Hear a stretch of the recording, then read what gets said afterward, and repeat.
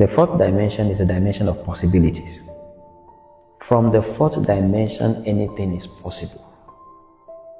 The only challenge is, from the fourth dimension, both the good and the evil are possible.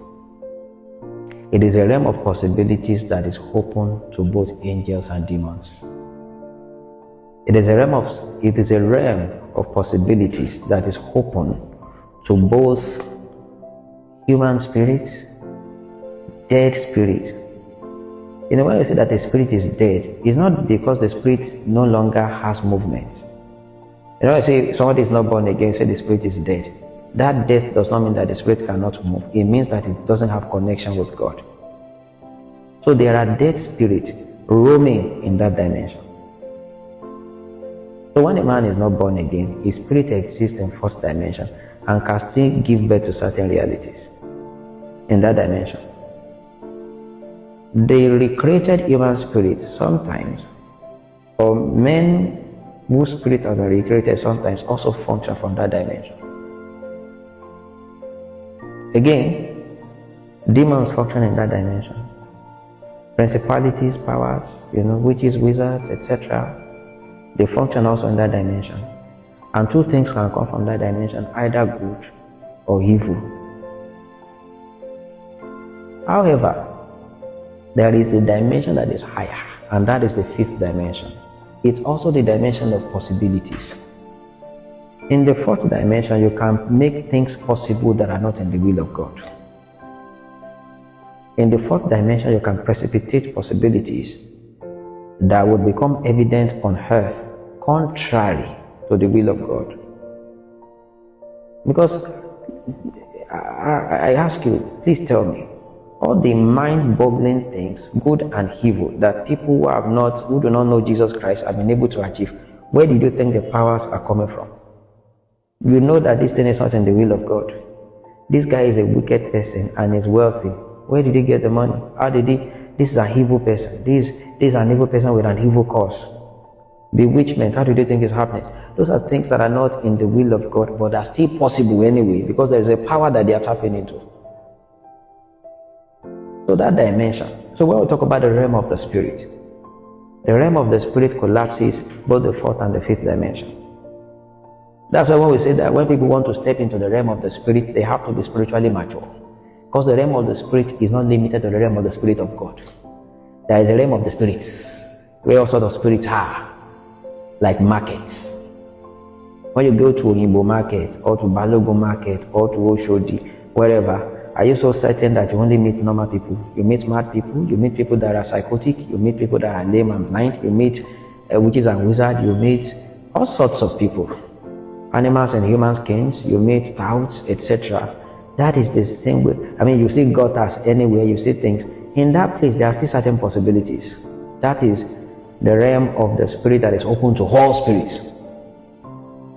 There is a realm of the spirit that is only open to the spirit of God. And then spirits that have become one with the spirit of God. That's the fifth dimension. The only possibilities that can come from that dimension are possibilities that line up with the will of God. And the only good thing that can come out of that dimension are the things that are in the will of God. Are you getting me? So, now, how do people tap into the fourth dimension? You see, when you read things that people have called the New Age, power of the imagination, power of the human thinking, if you can think it, you can do it, just imagine it, it shall become reality, all those things are properties of the fourth dimension. They are part of the powers that are vested in the fourth dimension. And that is why they appear real. When people are talking about the universe, people who worship the universe, they are stupid. Who think the universe is everything, they are stupid. Because it is the worship of the creator, the creature, rather than the worship of the creator. It is the worship of the fourth dimension, over the worship of the one that created all the dimensions, in whom all dimensions consist. God doesn't have a location because every location is in Him. So when you say, with the universe, And they will tell you the reason why they are persuaded and why they argue so angrily and blindly about the universe is actually because they have tried it and it worked to an extent. But they will also tell you that they have tried it in certain areas and it didn't work. Yes. So the reason why it worked is because they are tapping into the power of the fourth dimension through the diligent use of their minds, most importantly, their imaginations. So that's what they are tapping into. The only thing is that from that dimension, they can also contact problems. From that dimension, they can pull things into their lives. But from that dimension, they can enter into witchcraft. If you read some of these literatures that talks about the power of the human mind, you know what will first happen to you if you truly understand it. If you read it to the point that you get a full grasp of the principles, the first thing that will happen to you, or the first suggestion that will come to your mind, is that why then do we need God? Yeah, if you have not gotten to that point where you think you don't need God because you've realized the power of the human mind, you've not understood it. The day you understand it, the next question on your mind is that, do I really need God with all this power at my disposal? And those powers are real, actually. To tell you that they don't produce results, it will be a lie. They produce results. However, sometimes you could be tapping into results that are not backed by God. Don't forget, I said that dimension is filled with all sorts of spirits. All sorts of spirits. How do you know that something is against the will of God? You imagined it and it came to pass. Did you think God gave it to you? The devil is giving you apples that has worms to destroy you. He's giving you apples with worms so he can make your stomach sick.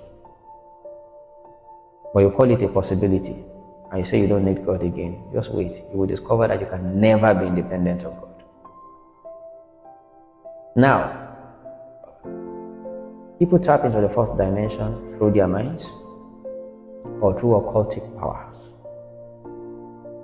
That's how people tap into the fourth dimension. They tap into elements. When people begin to move out of the use of their minds and they start studying horoscope and they start doing horology, they are moving away a little bit. They are becoming stargazers.